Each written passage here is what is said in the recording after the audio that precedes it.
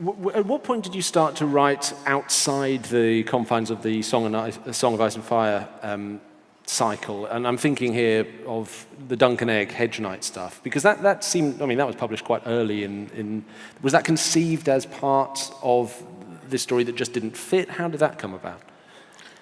That was Robert Silverberg's fault. Right.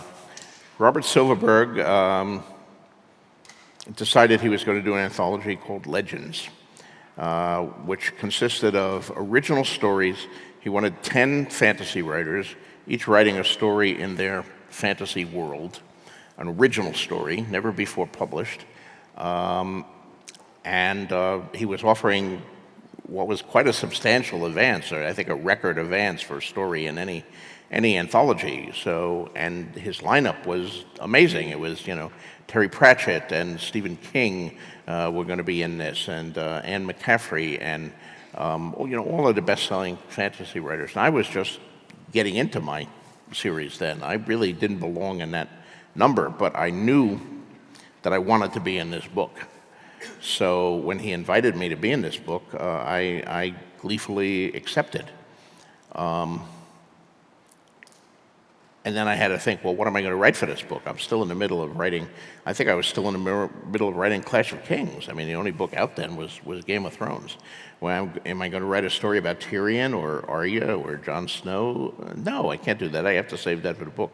I have to do this. I have to do a prequel.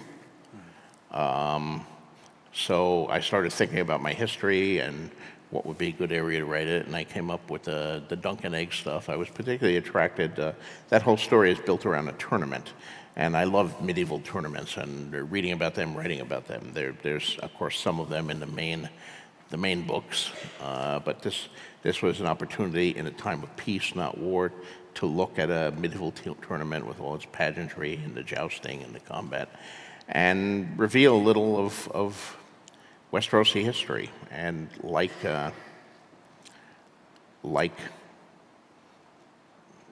many other things, it grew. I mean, I gardened it. I started it, and suddenly it was all there.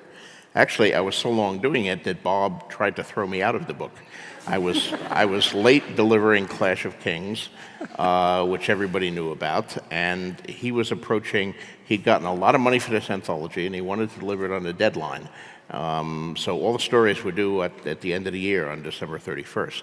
And he said, George, I hear you're so late from the book. I can't afford my book to be late, so I'm dropping you from the book, and we're going to replace you.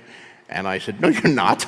I have a contract here, and I'm not late yet. You may think I'm going to be late, but I'm not late yet. So you have to keep me in the book. So that's why Legends actually has 11 stories in it, not the original 10.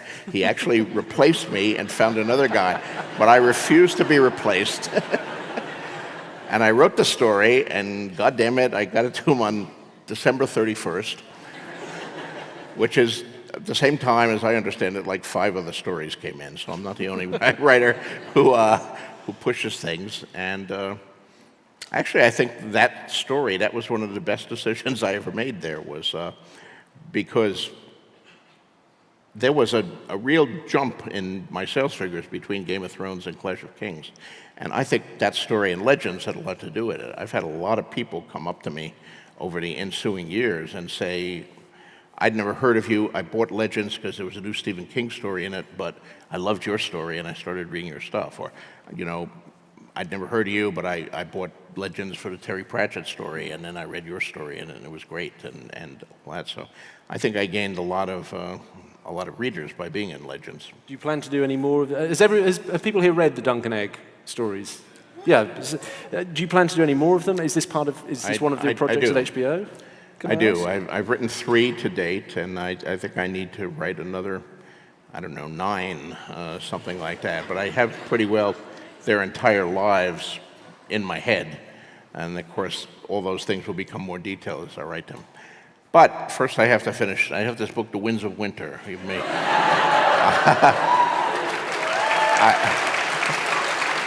I have to finish that, and then I can write another Dunk and Egg story, and then I write A Dream of Spring, and then I write another Dunk and Egg story.